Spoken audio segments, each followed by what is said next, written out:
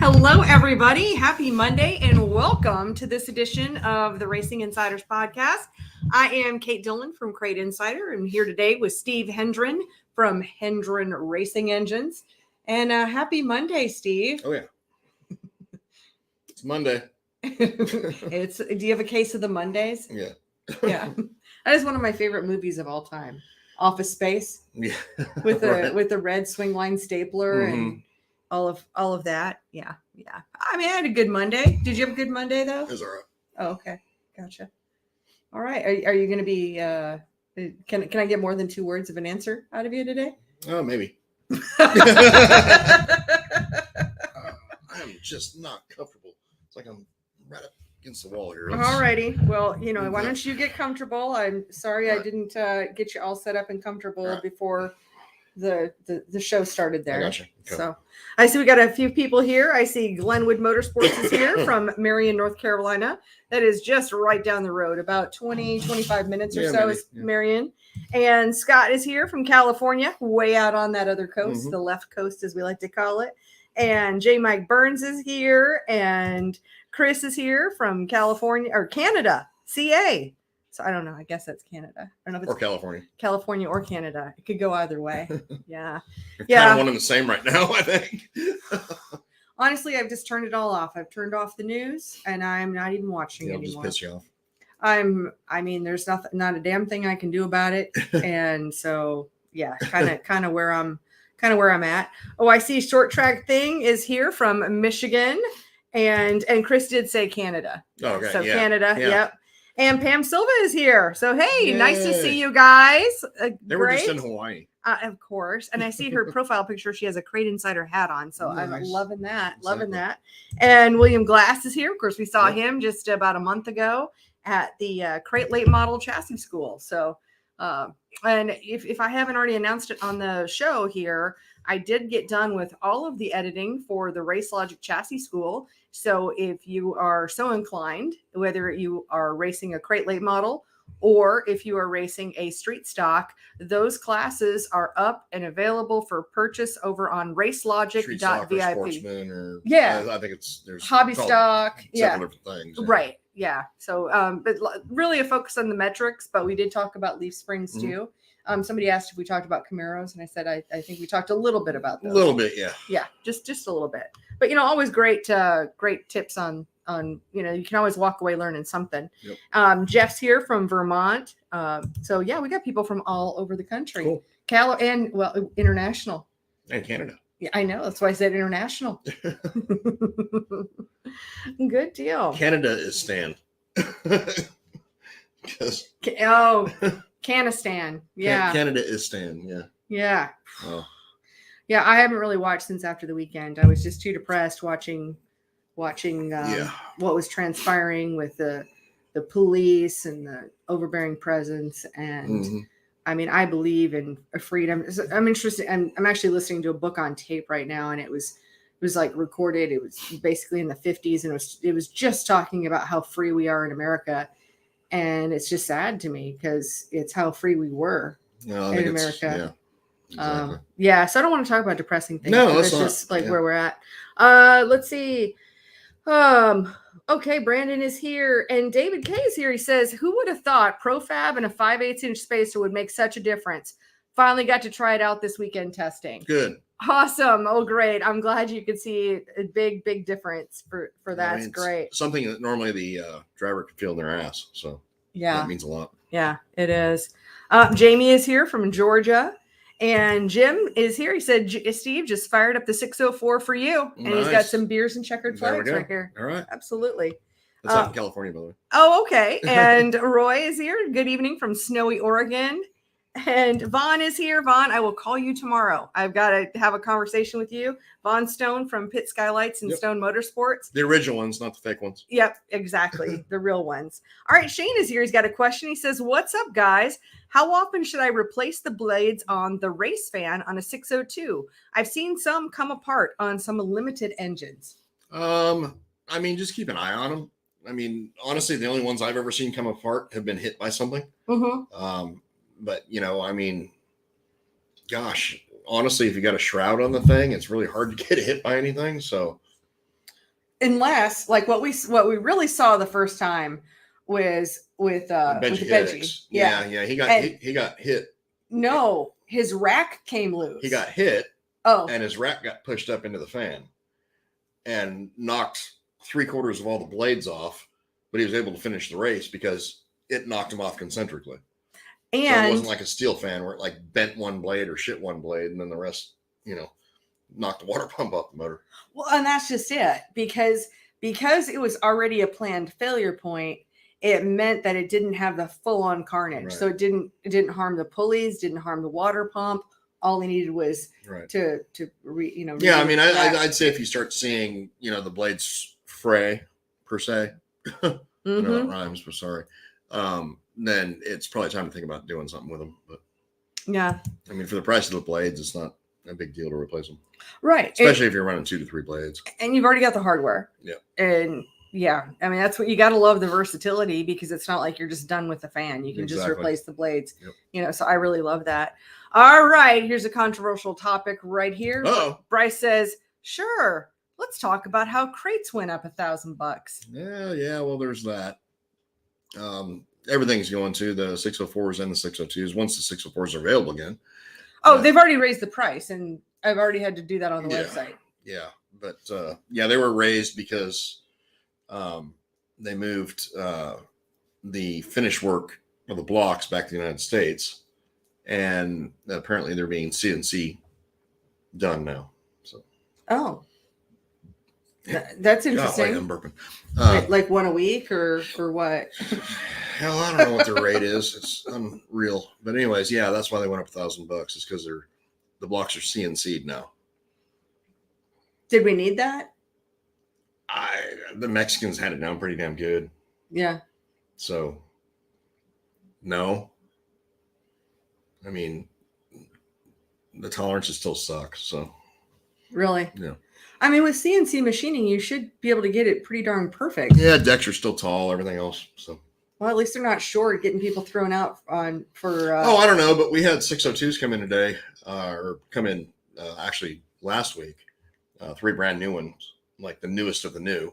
Yeah. And while they did correct the oil holes in the lifter valley. Okay. The newest ones have Federal Mogul race bearings in them, which is not a bad thing. I think it's a good thing.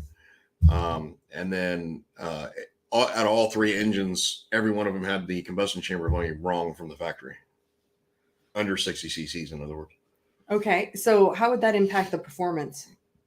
Well, I mean, performance-wise, I mean, it's fine. I mean, if you're under 60 cc's, but like if you pull a head off and you don't CC the head and you reseal it with that and it's wrong, then you're getting thrown out as an engine builder. So. But so I don't know what it's supposed to be. So you say 60 cc's. 60 is bare ass minimum. Oh, okay. Yeah. And I'm sure you're going to make the series aware. Yeah, we did today. It was half my day, like messaging people and talking to people and telling them everything that's going on. I think that's the hardest thing, is that the things that are just supposed to be simple are just not simple anymore. Right. They all come with like some. And the way this ends up working out is like if you've got a bottle cap sealed motor and they can tell nobody's ever been into it, and they CC ahead and it's under, then because it came from GM that way, you're fine. But if you paid somebody to blueprint it and they didn't do shit to the heads and put them back on there, then you're out. So now, do you always figure out the CCs of heads? Yeah, everything. Yeah. I mean, that's just something you always Correct. do? Yes. Okay. Gotcha. Good to know. All right. Next up, we got a new question here. So from Philip, he says, what power is the on the dyno power difference between a Serpentine belt system and a cog belt system, complete front mount system, water pump, power steering, alternator on a 602 crate? I've honestly never noticed the difference between any of them. And that's between V-belt, Serpentine, and cog. And I'm pretty sure CJ Jones would say the same thing from Jones Racing. Yeah, I mean, he and I have talked about it before. I do like the cog deal. I mean, of course, with that you have to be running a really lightweight fan. Mm-hmm. All 3, there's not a. I mean, if there's a horsepower's worth of difference, I can't measure it. Yeah, it's just certainly not the difference between first and 10th. Right. Good to know. I mean, it's a really good question. Good question. Darren says, any spark plug recommendations that fit under headers? Thanks, guys. Fit under headers. I'm not getting the. I wonder if he has to run a manifold because he's a street stock. I don't know. Okay, so if you could be more specific in your question there. Okay, so J. Mac Burns, just buy a 6-blade fan, plenty of extra blades, and you don't have to wait for delivery. Yeah, just do not use 6 blades on a crate because it's just way too. It's just going to slow you down. Right. It's not going to be a good thing. And Bryce says at least that happened with the with the $1,000 more. Yeah. All right, Brett is here. He says, Steve, your thoughts on running E85 versus race fuel on an open motor? I mean, I would need a definition of open motor because, I mean, there's a wide range. I mean, super late model, no, that would be methanol or a higher octane race gas where E85 would not work because we're talking compression ratios above 14.5 to 1, where, E85 wouldn't be an option at that point. So I'd be more, I mean, I would need the definition of an open motor, honestly. If it's super late model motor, absolutely not. If it's like one of those Neesmith street stock, Crate Racing USA 2-barrel street stocks, then that would be an option. Okay. And Slim Paul 1414. Hey Steve, can't wait to see that 602 you built me. And William says, are your 602s already spoken for? Well, I've got nothing. I mean, the 602s that I have are ones that are being built for customers right now. So I build everything to order. Mm-hmm. So I would need, a deposit on something in order to be in line. Yeah. You don't keep a spare. I tried to keep I tried to, but we haven't been able to since, Trump took office. Yeah. So. Well, because you were too busy. Yeah. And then I tried to, but then you constantly needed them for customers. And so, right. Yeah, I kept losing all mine too. It happens. All right. Next up, Jamie says, what is the best RPM range on a 602 for the best power? No, I mean, honestly, those things aren't making power above around 5,800, but on average, we turn them maximum RPM about 64. Most guys that are actually really running fast and have their cars, performing to the best of the car's ability are usually turning around 62. Great. And as a follow-up question, message, he says KRC power steering is the best. I use both. I use both KRC and Jones, honestly. So great friends with both Cody and with CJ. So great. Both are great companies. Mm-hmm. Absolutely. Oh, and Kaylin made the comment. So here we go about those plugs. Mm-hmm. Kaylin makes the comment, lots of the street stock headers fit tight to the plugs. Mm-hmm. And Darren said, I need a short plug that doesn't hit the headers on my stock car. Oh, I see. It's pretty tight between the engine and the header tubes. Yeah, there are some short plugs out there. Gosh, I don't have a recommendation. I know exactly what you're talking about, though. Because it'll be like the short porcelain part, and then, the plug that goes into the head's the same size. I don't off the top of my head, man. Okay. Yeah, I would have to look that up, honestly. Yeah, gotcha. Well, cool. We can try to do a follow-up next week or something. So that'd be good. All right, here's a question for you, Steve. Is the only difference between a 604 and a 602 the cubic inches, or is there more? No, the cubic inches are exactly the same. The 604 has aluminum heads, a roller cam, roller lifters, different pistons completely. It's a little bit different compression ratio. The 602 is the polar opposite. It's steel head, steel block, flat tappet cam, flat tappet lifters, obviously. A little bit lower on compression ratio, different piston yet than what the 604 has. The cranks now are very similar. The rods are the same. The only similarity they actually share is going to be the rods in the block, essentially. Okay. Now, the 602 really is your classic Chevy 350. I mean, the 602 is essentially a Vortec pickup truck motor, with a different cam in it and obviously different oil pan and stuff like that. But essentially that's what it is. Gotcha. Where the 604 is a little bit more race oriented technically than what a 602 would be. Well, I mean, was the 604 ever put into a production vehicle? No, not at all. So it was specifically developed just for racing. I don't know if the heads may have been used on something. I'm not sure, but That's the Vortec heads, right? No. The No, 604's got the aluminum heads. Oh, the aluminum heads. Yeah, okay. Those heads may have been used on something. The fast burn heads. What it would have been, I don't know. Right, fast burn heads on the 604. Okay, great. And Jamie says, "What's the difference between test good E85 pump gas and your VP E85?" Main thing is going to be water content. If you buy the VP E85 or anything in a sealed drum, it's not going to have hardly any water content to it. You buy anything out of a pump at a gas station, it's going to have water content to it. Ethanol draws water like crazy.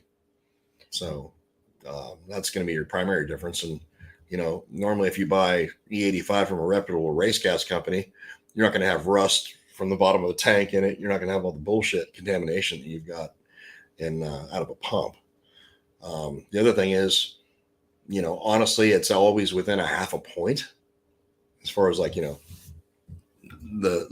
gasoline content to the ethanol content. Whereas, pump E85 can vary quite a bit. Well, and wouldn't you also say too that it's partly what it's cut with?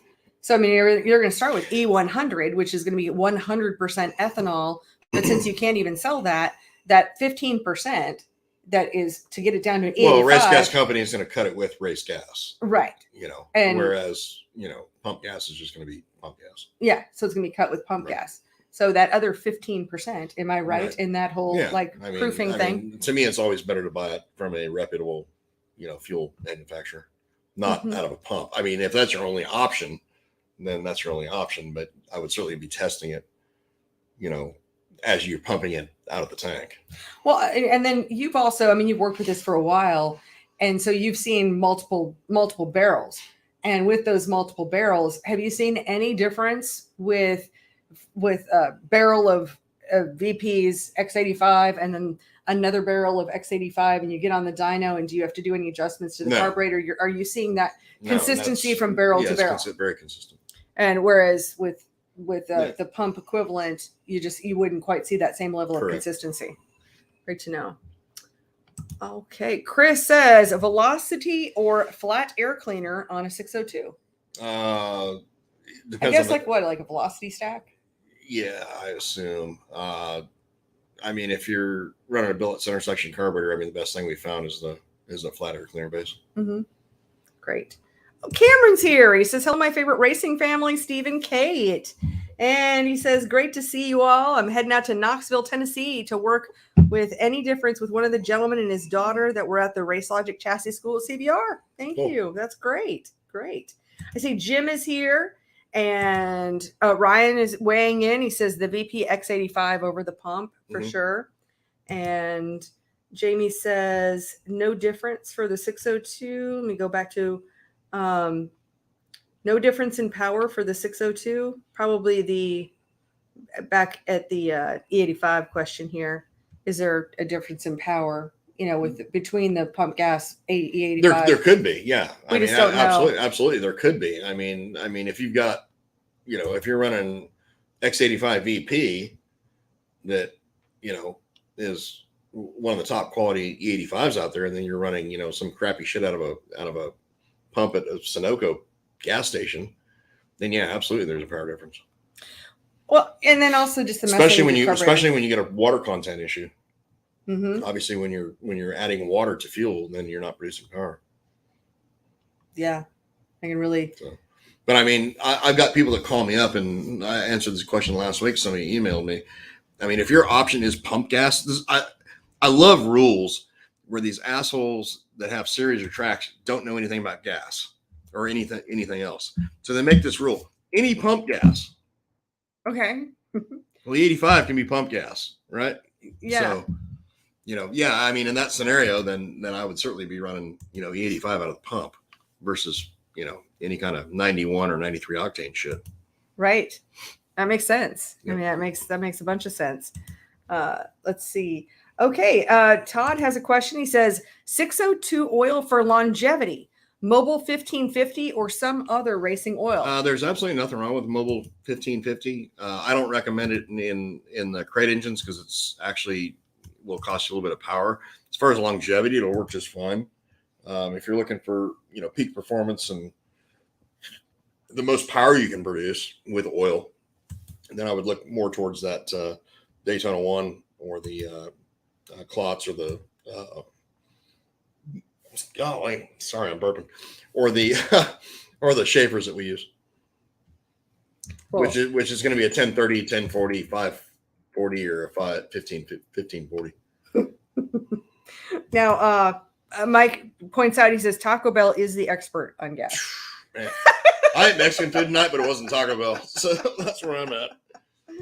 All right, Cameron Fucking says jalapenos get me all the time. What is the part number for the valve spring tester and the price? I want the best. That's why I call Steve and Kate. Valve spring pressure tester. I will look up that link really quick here and let you know on that. I think it's 2 something. That's all I can really tell you. Know. Yeah, I know.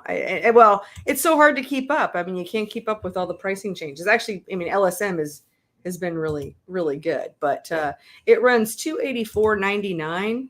And I have them on the shelf. So I'll go ahead and drop that in on a link right here. So if anybody wants to check that out, the valve spring pressure tester, this is going to be on the car tester for everybody. So, okay, it's still working on posting that up there, but yeah, you'll see that link whether you're watching on YouTube or on Facebook. So speaking of YouTube, sometimes I just like to aggravate Steve. And since we are talking about fuel, I'm really not just trying to aggravate you today, right, Steve, but Tori did point this out to me that there was a question over on YouTube. Okay. And so I'm going to drop it in here so that, everybody can see it. It's from Willy Bots on YouTube there. Right. And this was in response to our avgas video. Oh, Jesus Christ. These fucking avgas assholes. Oh, I know. Yeah. So he says, Willy Bots, the whole point of avgas having high octane is to prevent knock at low altitude / high pressure ratio. If your engine is turbocharged, supercharged, it will be producing sea level power up until its critical altitude. If you used a lower octane fuel, your engine would blow up. Well, I don't think we have turbochargers or superchargers in our... No, we don't. Yeah. Okay. Which I have no idea how some dumb fuck like that finds our videos. I have no idea.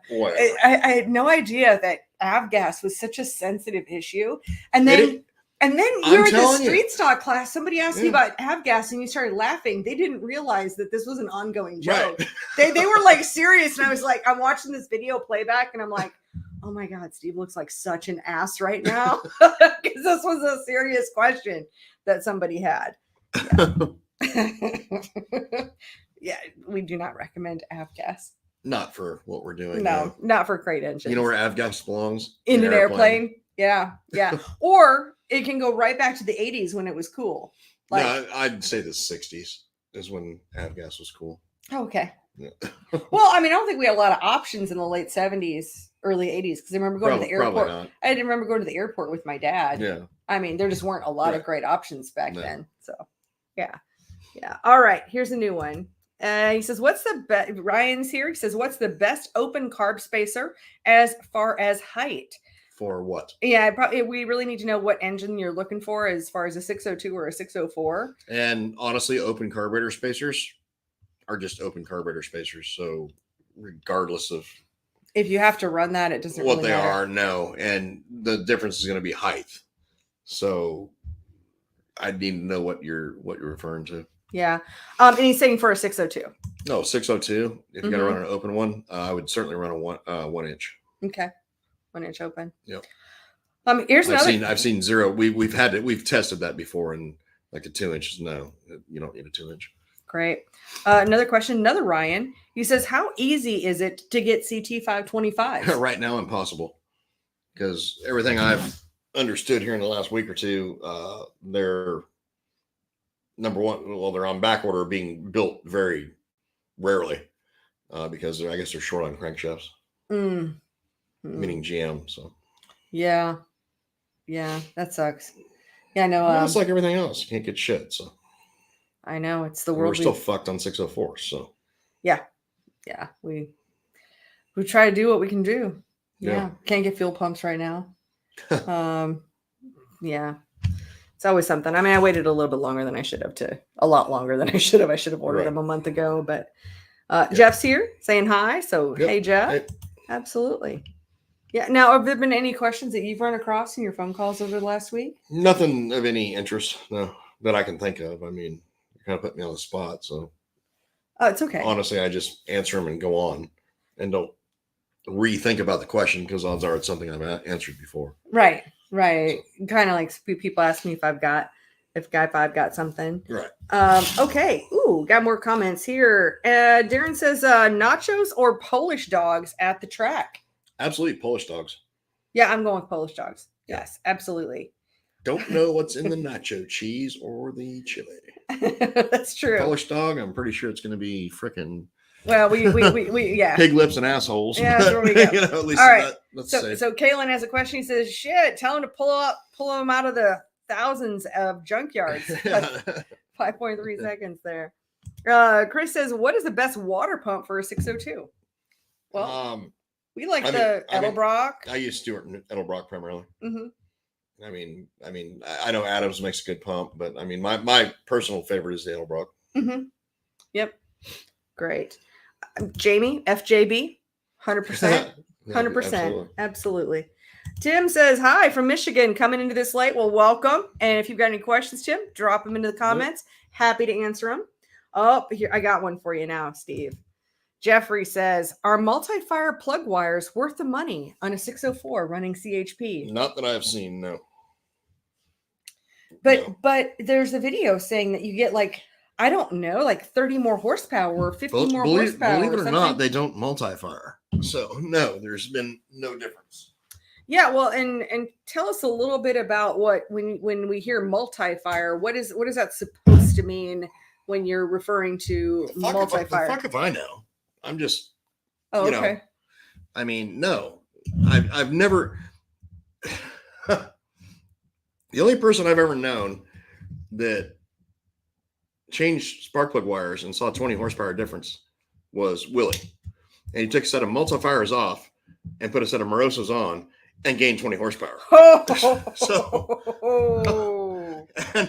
And he showed me the video of when this happened. So, wow. No. But I mean, I don't know if there's something wrong with the wire. I really don't know. I mean, I'm not bashing nobody's product. I'm just saying. Yeah. No. I mean, if you got, we use higher end wires, or what I consider higher end wires, so it'll be the Fast or the Moroso Ultra 40s, and we're talking $180, $200 set of wires. Yeah, that's all you need. Do you know, I found my PO as I was going through my office the other day, and I have had Fast Firewire on order since February of last year. Oh, it doesn't surprise me. Mm-hmm. Just can't get them. Nope. Just can't get them. All right, Tim is here. He says, 604, what's the best gas to run on a 604? Cannot run E85 or CHP. Best gas to run on a 604 cannot run E85 or CHP. Mm-hmm. I mean, I'd need to see what the rules are. But the next best thing is really going to be probably going to be race gas, right? I mean, that's going to be your next best guess. Well, it's going to be a race gas of some sort. But I mean, are they specifically outlawing CHP? Right. If they are, then, Or is it all oxygenated fuels? Or is it all oxygenated? Yeah. Yeah. I mean, if oxygenated is banned, then, I'd probably be somewhere. You want somewhere, around 95 to 102 octane. Mm-hmm. Gotcha. And odds are they'll all perform the same at that point. Regardless of brand. Yeah. Andy says, who has the best 604 engine? Well, I don't think anybody can really have the best. I mean, any of the engine builders. Hard to say, because we're all, every engine builder out there, we're a bunch of fucking monkeys. We do the same shit to them. Yeah. I mean, if you're actually doing the shit to them. Yeah. I mean, there are people who sell you a product and don't do the shit to them. But, provided the guy's doing his job, then engine-wise, they're all going to be the same. It's everything else that you deal with as far as, knowledge and experience and what we're doing for carburetors and headers and all the bolt-on shit and everything else just makes it different. So it's essentially who produces the best combination. Right. That's what it comes down to. It's not one single thing. It's provided your engine builder is actually doing the work to the engine, because there's plenty out there that don't. I'll put it that way. Yeah. Well, and you want to definitely we see them every day. Well, I mean, we definitely want to work with an engine builder who is vested in this. That isn't just kind of, sort of building a crate engine here or there on the side. I mean, and it needs to be somebody you can have a relationship with. Mm-hmm. Who answers the phone? You call my shop, I'm the guy that answers the phone. You call anybody else's shop, who answers the phone? And can you talk to the engine builder? Yeah. Or the owner? Mm-hmm. Yeah. Great. Oh, let me see. Timmy is here from Honea Path, South Carolina. I don't even know if I said that right. And William had an answer to that. Kendron builds the best one. All right. Kaylin says, do the Scott's wires run near the fast or Morosa wires? Claim is around the same resistance. Yeah, I mean, the Scott wires are fine. I've got plenty of customers that run them. Mm-hmm. I've got no problem with the Scott wires. Mm-hmm. Again, there's just, unless you're just talking the crappiest wire on the market, there's really no power difference between most of these as far as resistance goes. Yeah. I mean, power-wise. Back to the fuel, the guy who all oxygenated fuel is banned. Yeah. Okay. Yeah. I get that. So I see that. Can't run that. Then I'd want to be around a race gas that's, somewhere between, let's say, 95 to 102 octane. Mm-hmm. I would not go above that. Good deal. Pete Series says William Blankenship won last night's Winterfest Cruiser 604 crate race at Duck River Raceway. Nice. Thanks to Hendren Racing Engines for an awesome 604. Awesome. Glad to hear Congratulations. it. That's great. We're going to Blankenship 602 that'll be done here before long, too. Yeah. Good. All right. And Todd says, Steve, what's the 602 optimum timing and plug gap? That's going to depend on fuel. Plug gap is usually pretty easy. I mean, that's going to be if you're running an HEI.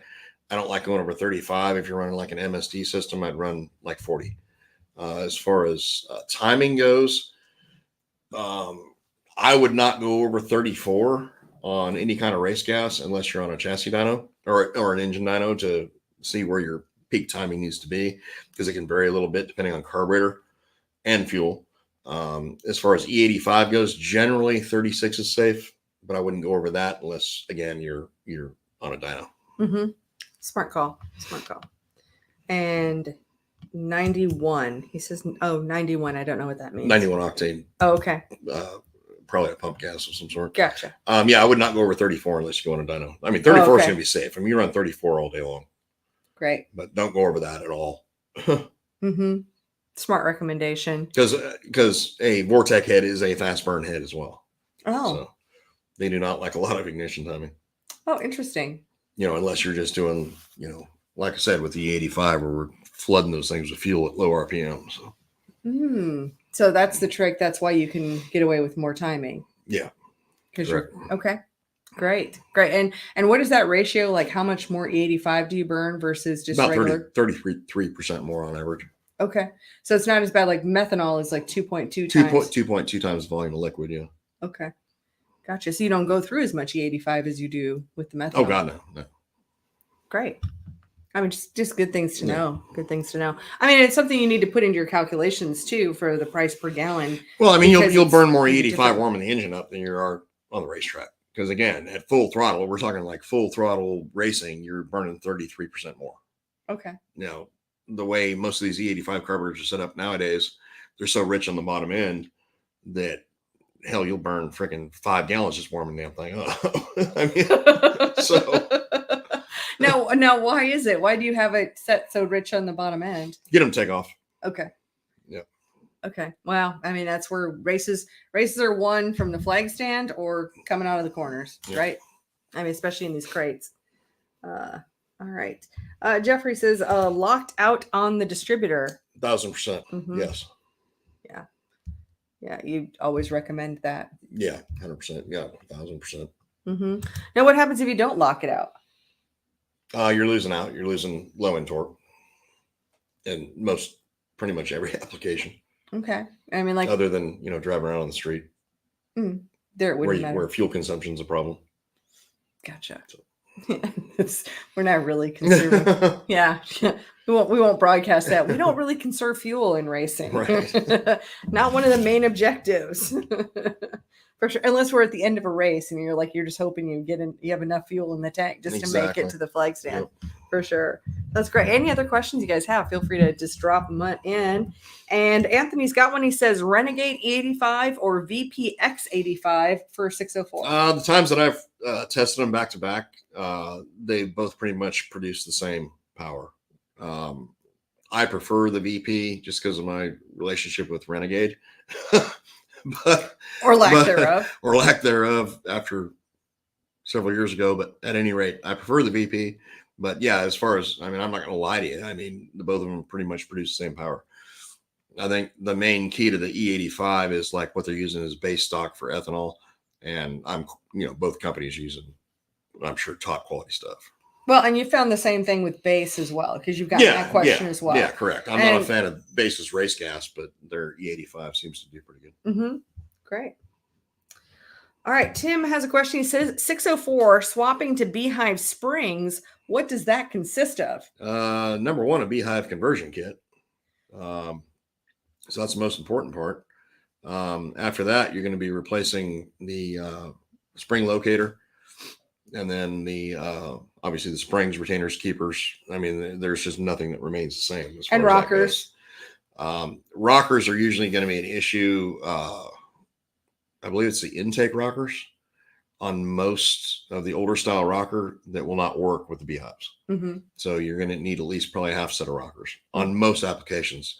Some of the older, later style rocker, some of the old, later style rocker, in other words, when Comp was making them rather than Scorpion, some of those will actually work with the Beehive, but it's few and far between. Yeah. So you need to check your clearance between the rocker itself and the retainer. Good to know. Yep. You can also look at the year of the engine. That might help you as well. It won't, because you need to look at the year of the rocker. Okay. Yeah. Okay. The older rockers had the year date code stamped on them. Oh, well, that makes it simple. Okay. Gotcha. And I haven't sold those in a while, so I don't know how much a conversion kit is anymore, but probably stupid price. Oh, I'm sure. A few years ago it was about $750. Was it really? Yeah. Oh, Jesus. Yeah. I didn't bother to update the prices because it's not something I sell. It's something, if you need the part numbers, I can give them to you. I should be able to have. I know when they first came out, they were like 400 and something bucks. Well, yes, but then when you need the rockers too, that's once you start. Yeah. Yeah. Okay. And Tim has a question. He says, speaking on the fast spark plug wires on a 604, I was told you had to ground. Where and how to ground them?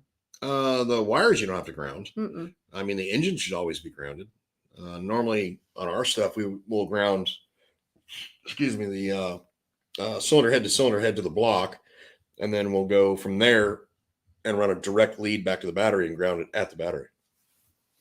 Mm-hmm. So works well. And grounds are probably the most important thing. That's the most easily overlooked deal. Yeah.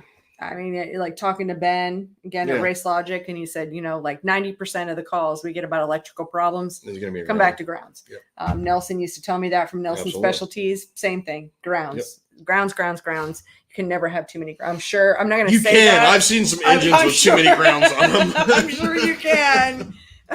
And really silly ones too, I'm sure. Like, I wonder if we just bring a wire over here to this like aluminum, to the.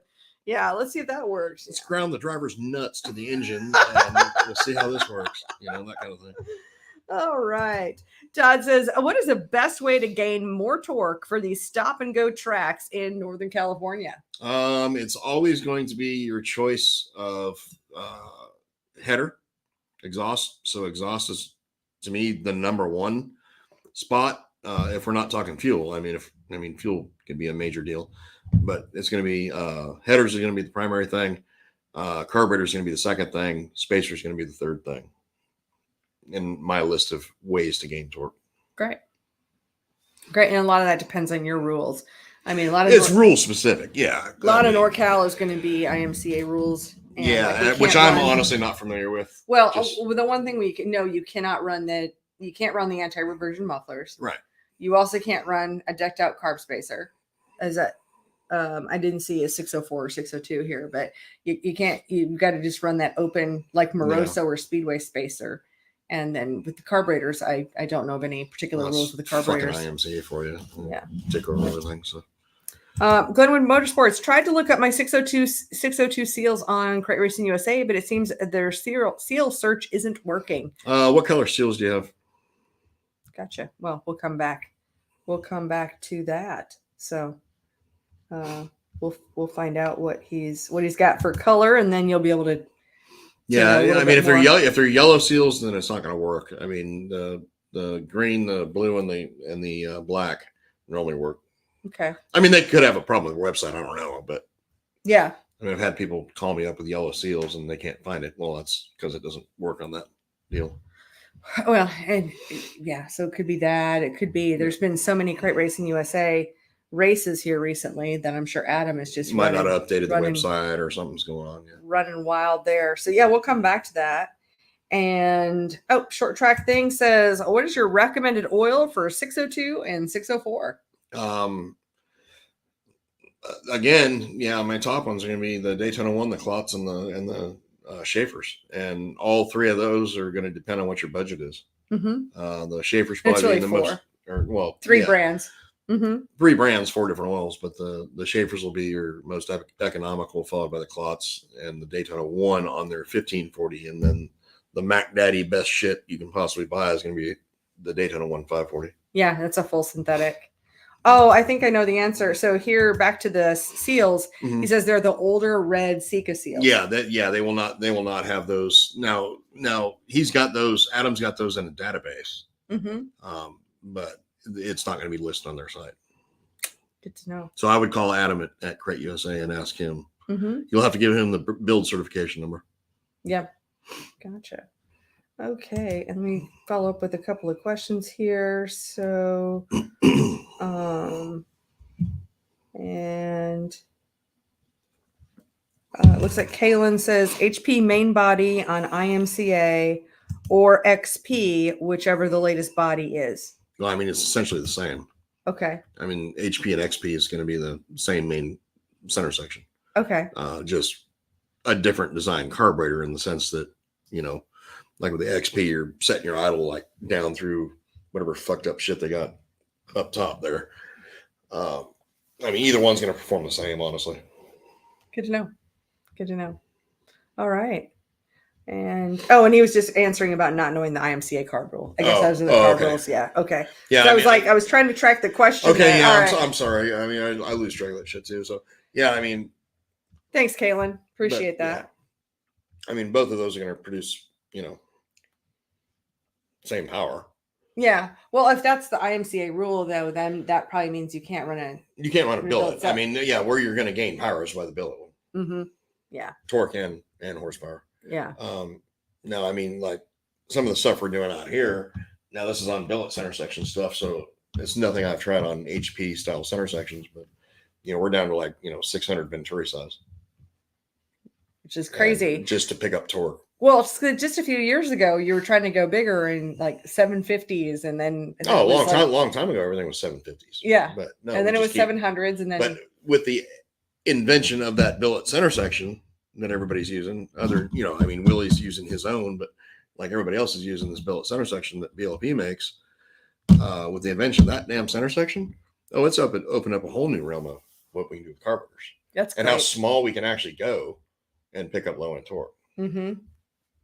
Yeah, well, and it's interesting. Which to me, like I said, I've said this before, I don't give two shits about horsepower. Yeah. I want everything to be torque. Well, I just remember way back in the day, and I'm sure you do too, where they had the go no go gauge that they drop into the carburetor with God, yes. It's self-limiting, you assholes. Fuck. Yeah, there we go. They're so worried about that. Mm-hmm. I mean, I was on like way back. I remember Dad getting teched. Hell, that's been around here no less than 4 years ago. So. All right. Here's another question right here. So Lane is here. How big of a benefit is E98 versus E85 on a 602? I've actually not seen any at all. We've had several customers that can run, 98, and I haven't seen one benefit at all. I mean, it's all the testing we did, It's like once you get when you get above about 84 all the way up to 98, it pretty much performs the same. It drops off a cliff when you get below 84 though. Ooh. So that's the main thing, is like when you get below E84 basically, then it drops off a cliff. But from that 85 to 98, I haven't noticed a difference. I mean, on legal fuels. I mean, yeah, 98s. I mean, hell, you can make your own damn 98 and put methanol in it or some shit, and then we're talking a pretty significant improvement. But why don't we just go ahead and put some rocket fuel in there too? Or you'd be surprised the shit we've done over the years.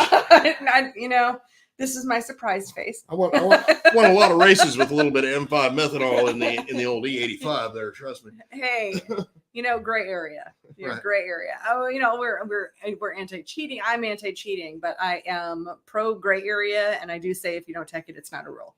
There you go. That's pretty fair. All right.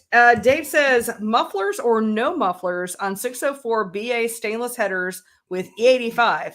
And then we've got another question too, but let's start with that one. I would absolutely run the anti-reversion mufflers for sure. We have yet to put that on anything that hasn't helped on. Yeah. So I would definitely run those. Then the next question is, what size fuel line do you recommend for -10 pickup and return line? -10 pickup or -10, and then a -8 return? -10 on the suction side of the pump. So in other words, from the cell to the pump, -10. After that, -8 is fun.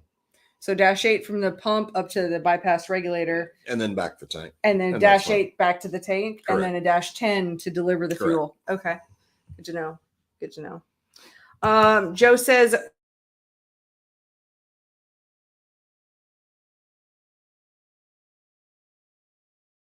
a booth there, and just with everything going on around, I had to decline. I've been traveling for almost all of January, and so I couldn't make it. So apologize. Would love to see my people in Tennessee, but not going to make this one. Yep, just a lot. Just a lot. Just a lot. So trying to play catch up right now, actually. Yep. Yeah. Exactly. Well, and so are you. You'd probably murder me if I tried to say that. Ooh, I said the word. Murder. You'd be like, no, hell no, I'm not going anywhere. I ain't going no damn. I ain't leaving no county. We gotta get I'm shit gonna drink done. my beer. I'm gonna stay in Rutherford County. I shouldn't even be here doing this. So.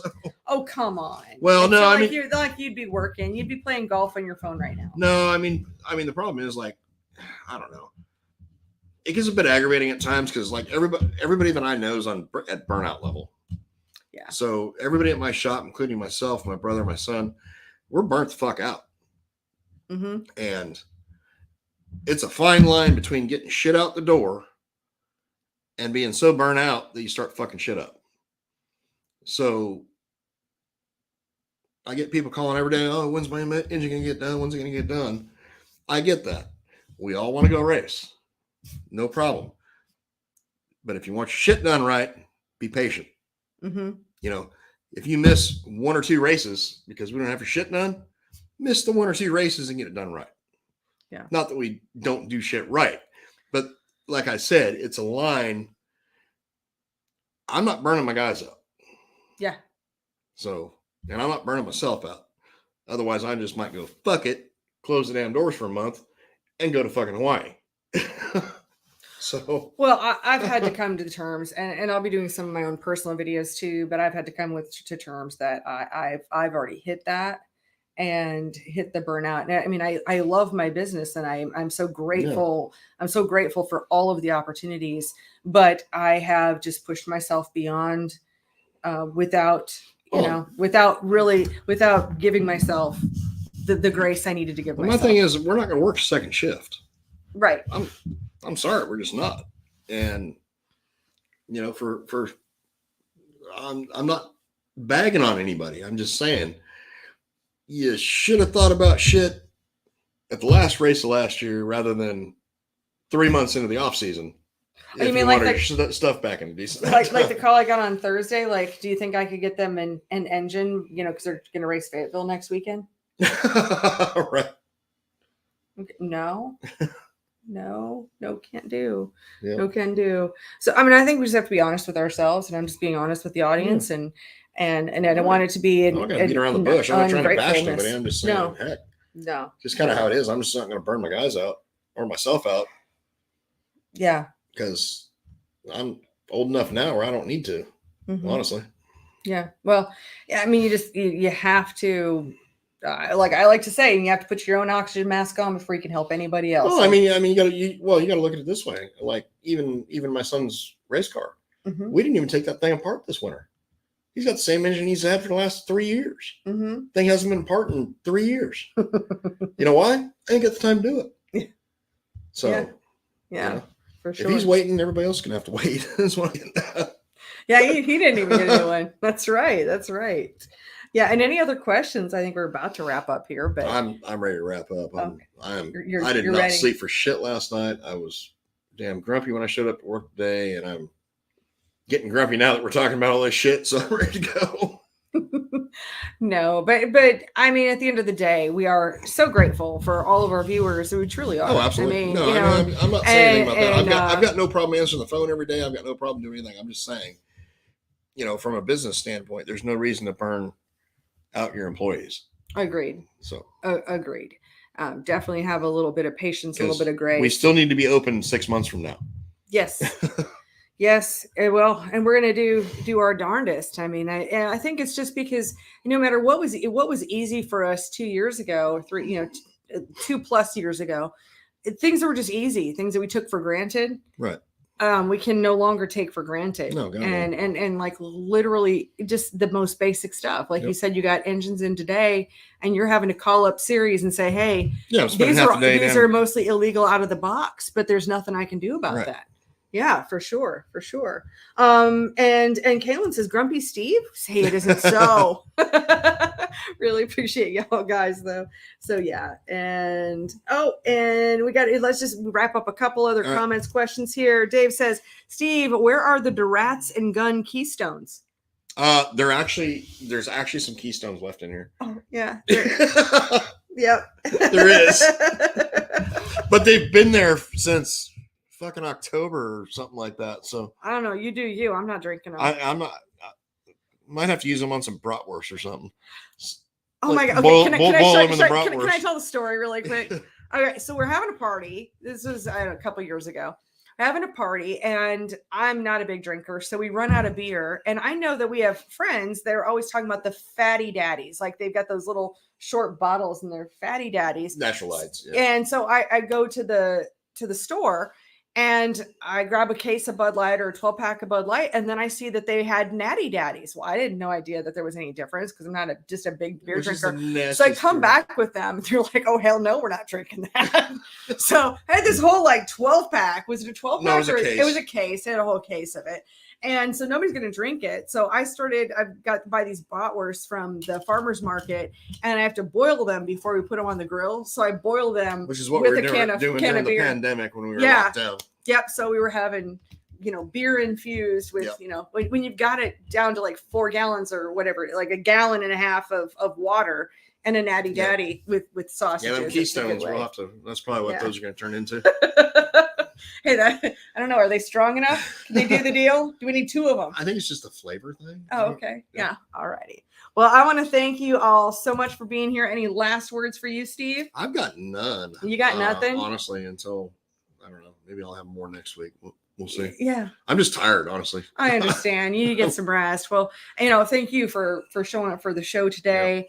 Yeah. And, thank you all for being here. Great questions tonight. Really appreciate that. That helps moving our show forward. And, feel free to tell a friend about our show. They can find it live Monday nights, 8 p.m. Eastern on the Crate Insider YouTube channel or the Crate Insider Facebook page. Or if they like listening to podcasts, if you've got a commute or something, or you're going down the road, look us up on iTunes or your podcast player. It's Racing Insiders Podcast, and you'll find us there. So thank you for being here, and we'll see you guys next week. Have a good one. Later.